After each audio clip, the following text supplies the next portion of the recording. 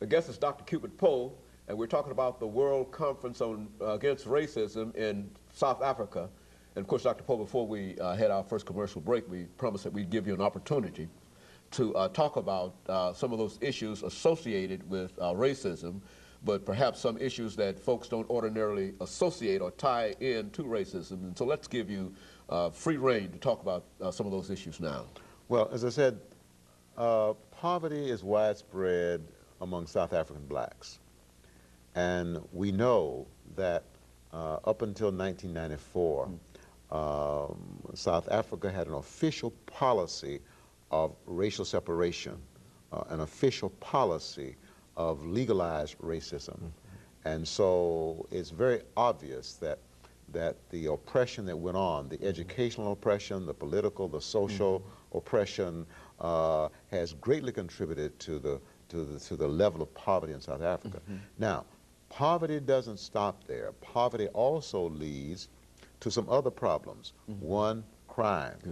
South Africa has a crime problem in almost every city we went into. We were cautioned, be careful, don't go here alone, don't go there alone, because we've got a crime problem. The crime problem affects blacks, as well as Indians, as well as coloreds, as well as whites.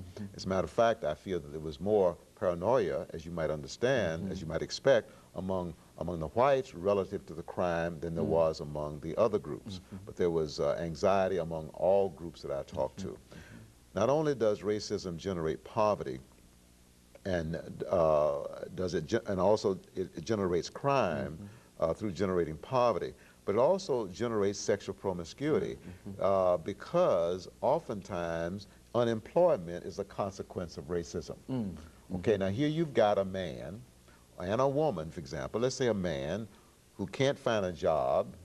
Okay, he's unemployed, and when he is employed, he's treated as if he's inferior. Now, what can you expect that man to do? He's frustrated, he's angry, and most likely he's going to seek some kind of outlet, okay, in a way that's available to him. So racism then contributes to sexual promiscuity. And we know then that HIV/AIDS is related to sexual promiscuity. Racism also contributes to alcohol and drug abuse. If a man is idle and he is frustrated, can't find work, it just increases the probability of sexual promiscuity as well as drug and alcohol abuse. And so that then increases the probability of HIV/AIDS. And so in South Africa, you've got a high level of poverty, a high prevalence of poverty. You've got a high prevalence of unemployment. I was told approaching 50%. You've got a high level of, a high prevalence of crime. You also have, I believe, a high prevalence of sexual promiscuity and therefore a high prevalence of HIV/AIDS. And so all of these are related and very much then racism generated. Now I won't say it's totally racism generated, but in South Africa we have better evidence than in other communities that apartheid racism was a major contributing factor to these problems. You know, this issue of HIV and AIDS, I think Africa, the continent, is leading the world in terms of cases. Now, let's talk about, what did you see there that indicated that this was a problem? Did you see any evidence of, I mean, did they make any tours or anything to demonstrate to members of the various delegations of this being a problem? Well, I don't know about the delegations, but I had the fortunate experience of visiting a school, the William Gray Gardens School, a home.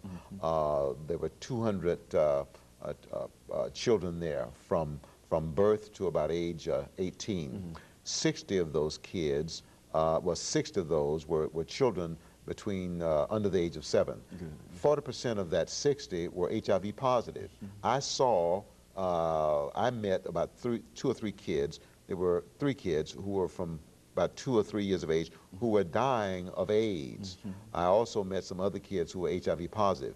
I visited an adjacent part of that school, which was a hospice for children.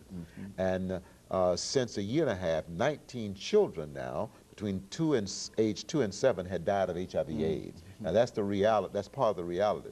The other reality comes through when you talk to people, and I did, who said, you know, I have a sister that died of AIDS this year. I had a brother that died of AIDS this year. One of the doctors in South Africa, Indian doctor, allowed me to see 2 of his patients, okay? And so one of the gentlemen I talked to was HIV positive. He was a truck driver. His wife was HIV positive. His 18-year-old son was HIV positive. AIDS is a very real, it's a real concern. I mean, it's a reality for many, many South African blacks. Well, now, what are they doing in terms of, I know in this country we say that the best method to combat this disease is education, education, and education. What are they doing in South? Is there any kind of government recognition of this as an issue or as a problem, and an attempt to try to solve it as a problem? Or what are they really doing to meet this as an issue? Well, I have to acknowledge, I don't know what the government is doing. The medical community is aware of the prevalence of the problem. One of the doctors who works in Durban's health clinic indicated that about 33% of the patients that he sees are HIV positive. And that's a very, very high percentage. Now, we didn't go into the availability of the medication. You recall a while back, there was some problem in getting anti-AIDS drugs to some of the people in Africa who were HIV positive, but I understand that the barriers to that was kind of clear to some extent. So I can't comment on treatment. I do know, unfortunately, there's a lot of delusional thinking on the part of some people. It is said that some males believe or have the delusion that if you're HIV positive and if you have sex with a virgin, then it'll clear it up. So you have that kind of misinformation. So I don't know what's being done. My impression is not nearly enough. I don't know how many the drug availability to fight AIDS in South Africa, but I think not nearly enough. Now, what about the United Nations? I mean, does the United Nations respond to this as an issue, or what is it doing in reference to this? Well, my understanding is that they are collecting money. They're attempting to invite donations, but they are not pleased with the amount of donation, the amount of donated money. But the United Nations is aware of the problem, and they are making some effort to address the problem. And it is an international problem. Oh, yes. This whole issue of AIDS. Yes. And while we might not experience it as severe here, among all Americans, that it also impacts a large number of Americans here. Is that what we're seeing? Oh, yes, very much so.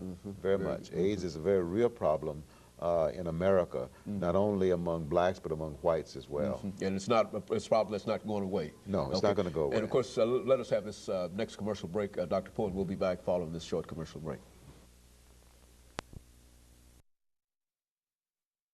Is the World Conference